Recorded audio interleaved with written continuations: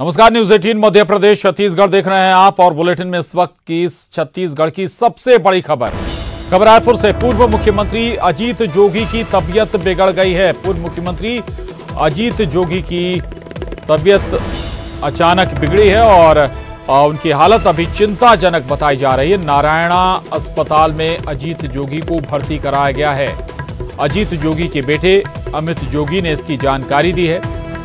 वहीं मुख्यमंत्री भूपेश बघेल ने अमित जोगी से फोन कर अजीत जोगी की तबीयत की जानकारी ली है। तो ये बड़ी खबर है इस वक्त की। अजीत जोगी की तबीयत अचानक बिगड़ गई है और उनकी स्थिति चिंताजनक बताई जा रही है। हृदय की गति धीमी हुई है और डॉक्टर लगातार लगे हुए हैं, उनके स्वास्थ्य की जांच पड़ताल कर रहे हैं। साथ ही मुख्यमंत्री भूपेश बघेल ने अजीत जोगी के बेटे अमित जोगी से भी बात की है। अजीत जोगी के सेहत का हाल जाना है और नारायणा अस्पताल में भर्ती कराया गया है अजीत जोगी को। आपको बता दें कि मुख्यमंत्री भूपेश बघेल ने अजीत जोगी की तबीयत बिगड़ने के बाद ट्वीट किया है।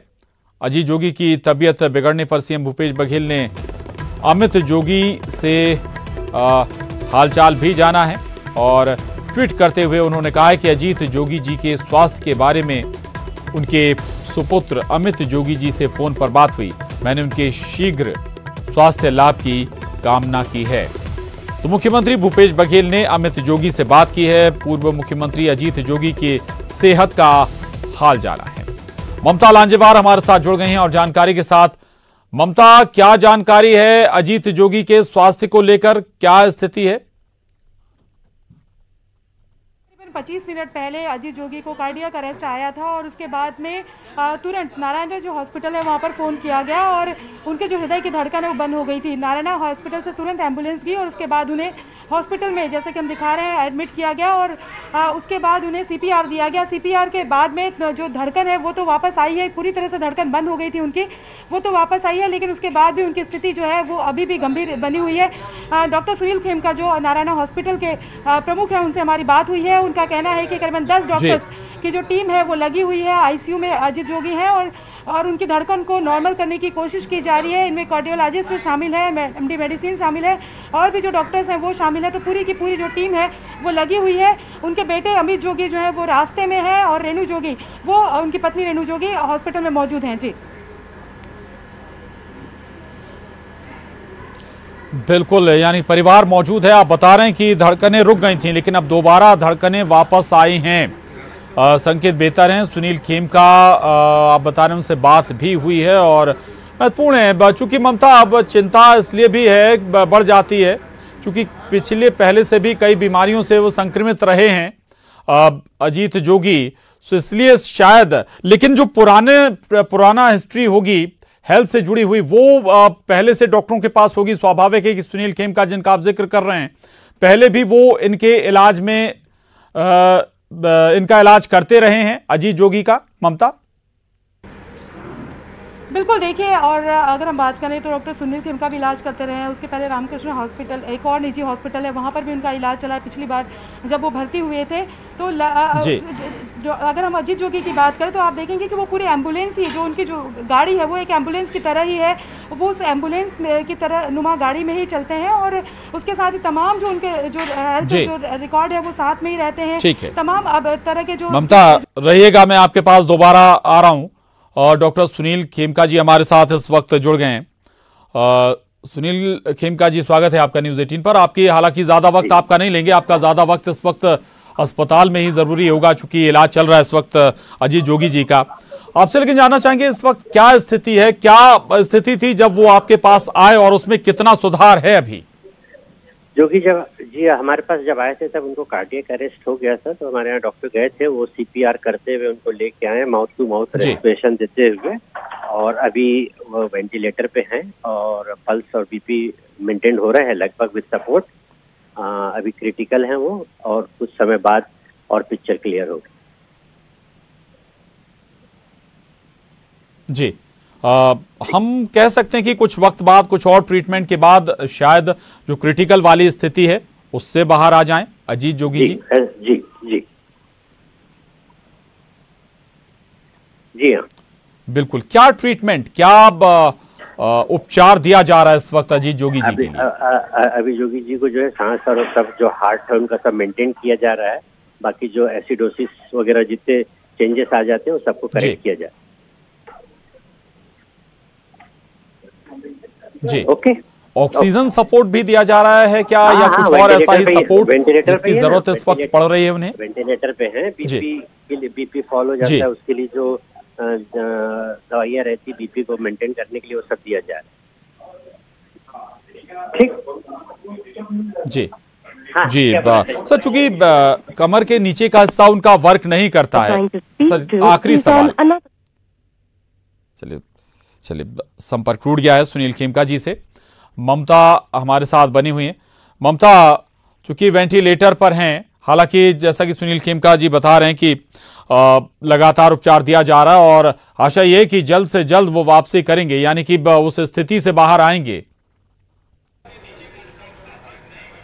देखिए, डॉक्टर्स की जो टीम है वो लगी हुई है, क्योंकि जिस तरह से उनका एक तरह से क्या है, उनका जब उन्हें कार्डियक अरेस्ट आया था उसके बाद में उनकी धड़कन पूरी तरह से बंद हो गई थी। तुरंत नारायणा हॉस्पिटल फोन किया गया और एम्बुलेंस भी उसी तैयारी के साथ भेजी गई थी ताकि उनको लाते समय भी पूरा ट्रीटमेंट दिया जा सके। और जो पूरी टीम गई थी वो वही एक्सपर्ट्स की टीम गई थी, डॉक्टर्स उसमें गए हुए थे और बाद में उनको CPR करते हुए लाया गया, जिससे डॉक्टर सुनील खेमका खुद बता रहे थे कि CPR माउथ टू माउथ उनको जो है वो सांस भी दी जा रही थी। और उसके बाद यहाँ पर वेंटिलेशन में सीधा ले जाया गया और जब उनको ले जाया जा रहा था आप देख रहे थे कि किस तरीके से एम्बुलेंस जो है स्ट्रेचर को काफ़ी तेज़ी से ये कोशिश की जा रही थी कि वो वेंटिलेशन तक ले जाया जाए और वेंटिलेटर तक ले जाया जाए, वेंटिलेटर रूम तक के। और उसके बाद में वहाँ पर बात करें कि पूरी जो डॉक्टर्स की टीम जो है, डॉक्टर सुनील खेमका बता रहे थे करीबन 10 डॉक्टर्स की टीम जो है, जिसमें कार्डियोलॉजिस्ट भी थे, कार्डियक सर्जन भी थे और MD मेडिसिन और तमाम अलग जो डॉक्टर्स हैं वो वहाँ पर मौजूद थे। उनको वहाँ पर भीतर ले जाया गया और उसके बाद में अभी जो धड़कन है वो तो वापस आई है, लेकिन फिर भी उसको वो उतनी नॉर्मल नहीं हुई है जितनी नॉर्मल होनी चाहिए। कहीं ना कहीं ये स्थिति जो है वो चिंता की तरफ चिंताजनक है, लेकिन डॉक्टर्स की जो टीम है वो लगी हुई है। और डॉक्टर सुनील खेमका जिस तरह से खुद भी कह रहे थे कि लगातार जो ट्रीटमेंट होगी, ट्रीटमेंट लाइन के बाद में स्थिति और स्पष्ट होगी। लेकिन अभी जो है एक तो ज़रूरी है कि जब तक इलाज चल रहा है, उम्मीद जो डॉक्टर्स पूरी उम्मीद के साथ लगे हुए हैं जी, कि उनके जो हार्ट की धड़कन है उसको नॉर्मलाइज किया जाए। बिल्कुल, लगातार पूरी उम्मीद के साथ डॉक्टर जी बिल्कुल लगातार लगे हुए हैं और कुछ सवालों के जवाब भी दिए डॉक्टर खेमका ने। वो बता भी रहे वेंटिलेटर पर हैं और ऑक्सीजन सपोर्ट है और स्वाभाविक है कि स्थिति अगर क्रिटिकल है तब जाकर उन्हें वेंटिलेटर पर रखा गया है। लेकिन आशा भी जताई जा रही कि जल्द स्वस्थ होंगे, तमाम उपचार भी उन्हें दिए जा रहे हैं। और भी डॉक्टरों से आपकी बात हुई होगी, चूंकि पुरानी जो बीमारियां हैं वो भी परेशानी का सबब रही हैं अजीत जोगी के लिए। कमर से नीचे का हिस्सा भी उनका काम नहीं करता है और इससे पहले भी बात हो रही थी कि कई बार वो स्थितियां भी आपके हार्ट पर असर डालती हैं। ममता, क्या कहते हैं एक्सपर्ट? बिल्कुल, देखिए अगर हम बात करें तो आपका अगर शरीर कमज़ोर होता है तो किसी भी तरह की जो परेशानी आपको होती है, अटैक आता है या तमाम तरह की चीज़ें, तो उससे लड़ने में काफ़ी दिक्कत होती है थोड़ा सा। लेकिन अजीत जोगी के साथ अगर हम बात करें, उनका पुराना रिकॉर्ड भी देखेंगे, इनफैक्ट जो डॉक्टर्स उनका इलाज करते हैं, जो उनके संपर्क में रहते हैं, उनका कहना है कि ये मात्र अजीत जोगी ही है जो इस परिस्थिति में भी पूरे समय जिजीविषा बनाए रखते हैं। और यही जिजीविषा जो है बार बार आप देखेंगे कि जब वो हॉस्पिटल में एडमिट हुए थे, काफ़ी गंभीर स्थिति थी, लेकिन वो वापस उस जिजीविषा से जीत जाते हैं। तो यही उम्मीद डॉक्टरों का कहना है कि यही एक चीज़ है जो अजीत जोगी के साथ है कि गंभीर स्थिति में भी जिस तरीके से उनकी जिजीविषा दिखाई देती है। और यही वजह है कि अभी जो डॉक्टर्स की जो टीम है लगातार लगी हुई है। और डॉक्टर सुनील खेमका का कहना है कि जिस तरह से धड़कनें वापस आई हुई है एक अच्छा संकेत है और उसके बाद भी लेकिन नॉर्मलाइज करने की कोशिश की जा रही है। लेकिन फिर भी अगर हम बात करें तो जो एज फैक्टर होता है, जो शरीर की स्थिति होती है और जिस तरह से एकदम से कार्डियक अरेस्ट जो आया, कार्डियक अरेस्ट जो काफी सीवियर कार्डियक अरेस्ट आया है। बिल्कुल ममता, आप जिजीविषा का जिक्र कर रहे हैं, आप कह रही हैं इच्छा शक्ति, और अक्सर हमने देखा है कि अजीत जोगी जब भी बीमार हुए हैं, स्थितियां बिगड़ी हैं, स्वस्थ होकर वापस लौटे हैं और ये उनका आत्मबल ही है कि हर स्थिति से वो लड़ते हैं, वापस आते हैं और इस बार भी यही आशा उनकी शुभ चिंतक कर रहे होंगे। शुक्रिया ममता आपका इस पूरी जानकारी के लिए। और यहां वक्त एक छोटे से ब्रेक का है, फौरन लौटेंगे।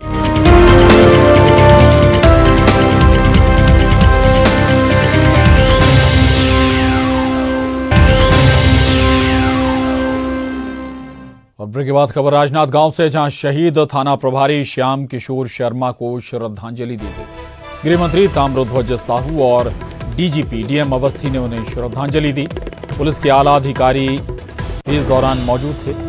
नक्सली मुठभेड़ में शहीद हुए थाना प्रभारी श्याम किशोर शर्मा, सुरक्षा बलों ने 4 नक्सलियों को इस मुठभेड़ में, आपको बता दें कि 4 नक्सलियों को इस मुठभेड़ में मार गिराया गया था और इसी मुठभेड़ के दौरान थाना प्रभारी किशोर शर्मा शहीद हुए थे। उन्हें आज श्रद्धांजलि दी गई। गृह मंत्री ताम्रध्वज साहू और डीजीपी डीएम अवस्थी ने उन्हें श्रद्धांजलि दी।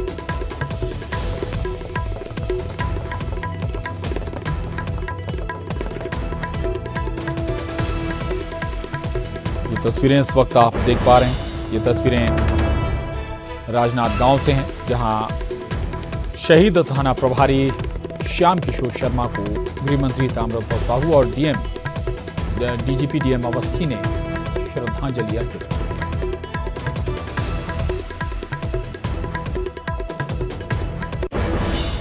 उधर राजनांदगांव के नक्सल प्रभावित मानपुर क्षेत्र में ग्राम परदोनी के जंगल में पुलिस की नक्सलियों के साथ मुठभेड़ हो गई। इसमें 4 नक्सली ढेर हो गए, जबकि मदनवाड़ा थाना प्रभारी सब इंस्पेक्टर श्याम किशोर शर्मा शहीद हो गए। देर शाम क्षेत्र के जंगलों में सर्चिंग के लिए श्याम किशोर शर्मा की अगुवाई में पुलिस की टीम निकली थी। इसी दौरान वहां पहले से घात लगाए बैठे नक्सलियों ने फायरिंग शुरू कर दी। जवाबी कार्रवाई में पुलिस ने 4 नक्सलियों को ढेर कर दिया। वहीं मुठभेड़ में सब इंस्पेक्टर श्याम किशोर शर्मा शहीद हो गए। मुठभेड़ के बाद जवानों ने इलाके की सर्चिंग की। मौके से एक AK-47 राइफल, एक SLR और 2 315 बोर राइफल बरामद की गई। मारे गए नक्सलियों में 2 पुरुष और 2 महिला नक्सली शामिल हैं, जिनमें महिला नक्सली प्रमिला और सरिता पर 1-1 लाख रुपए का इनाम था, जबकि पुरुष नक्सली कृष्णा पर 5 लाख और अशोक पर 8 लाख रुपए का इनाम था। अशोक मोहला मानपुर कमेटी का सदस्य थामतादे की 12 सदस्य था। आपको बता दें कि 12 जुलाई 2009 को इसी क्षेत्र में हुए नक्सली मुठभेड़ में SP VK चौबे समेत 29 जवान शहीद हो गए थे।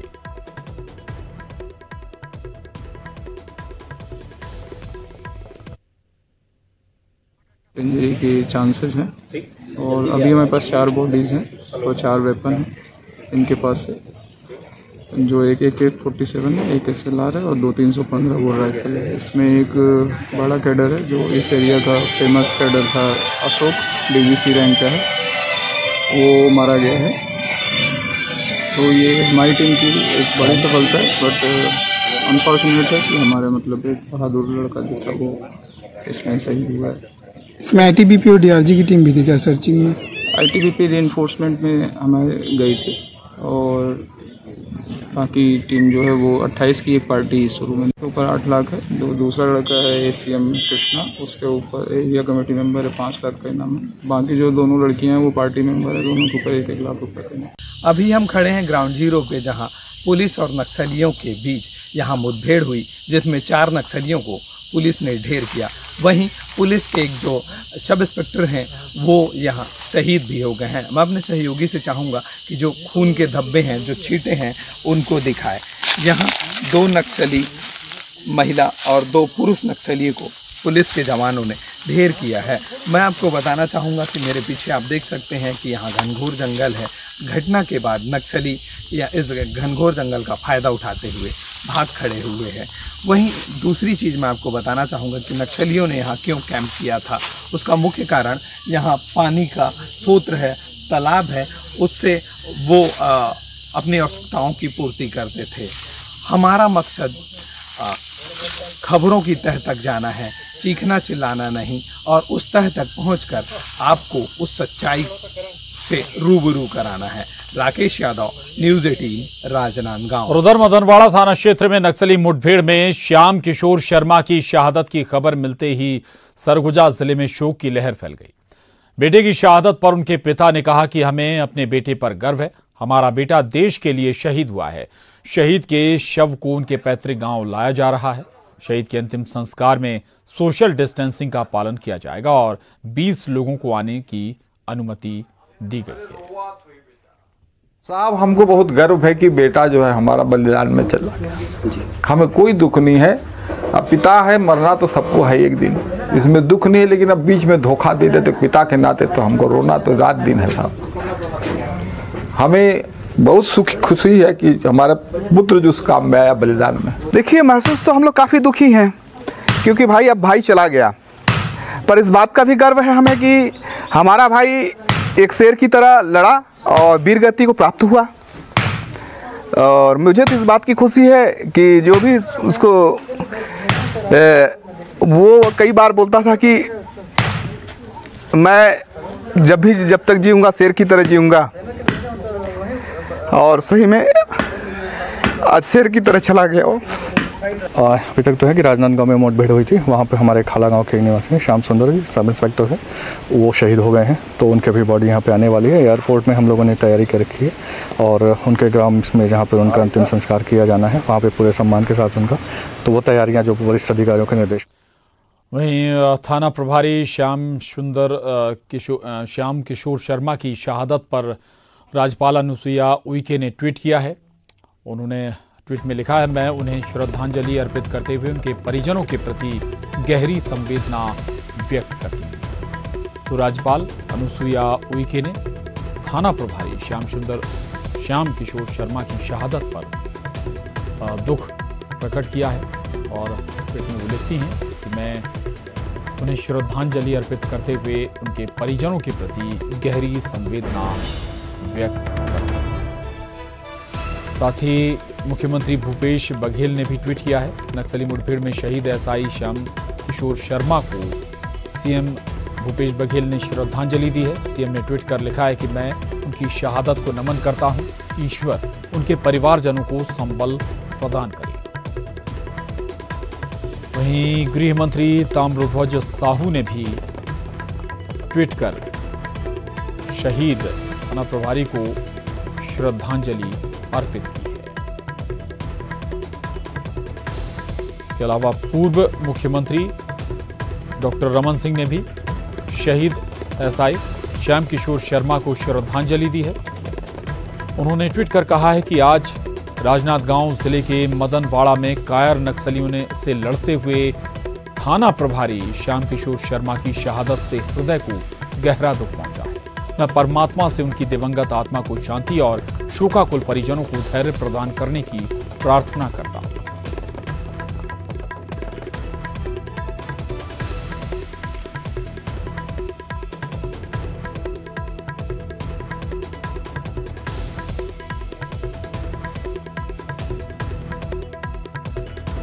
बता दें कि शहीद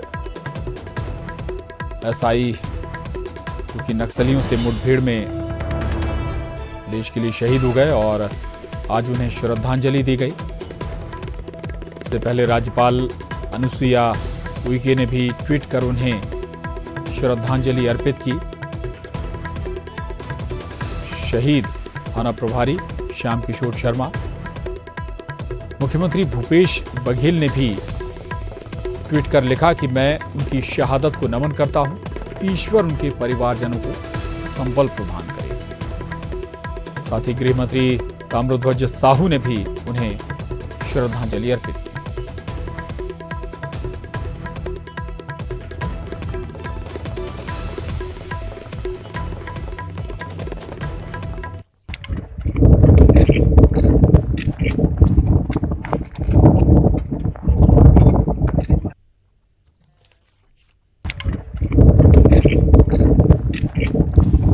और आपको बता दें कि शहीद का पार्थिव शरीर अंबिकापुर पहुंच गया है। हेलीकॉप्टर से दरिमा हवाई अड्डे पर पार्थिव शरीर लाया गया है। शहीद के गृह ग्राम खाला अब पार्थिव शरीर को ले जाया जा रहा है। खाद्य मंत्री अमरजीत भगत भी इस मौके पर मौजूद हैं, इस वक्त पर मौजूद हैं परिवार की हिम्मत बढ़ाने के लिए। तो आपको बता दें कि शहीद सब इंस्पेक्टर का शव अंबिकापुर पहुंच चुका है। हेलीकॉप्टर के जरिए दरिमा हवाई अड्डे पर शहीद का शव लाया गया है। पार्थिव देह लाई गई है और शहीद के गृह ग्राम पार्थिव शरीर को ले जाया जाएगा। खाद्य मंत्री अमरजीत भगत भी इस दौरान मौजूद हैं। ये तस्वीरें देख पा रहे हैं आप, अंबिकापुर से ये तस्वीरें।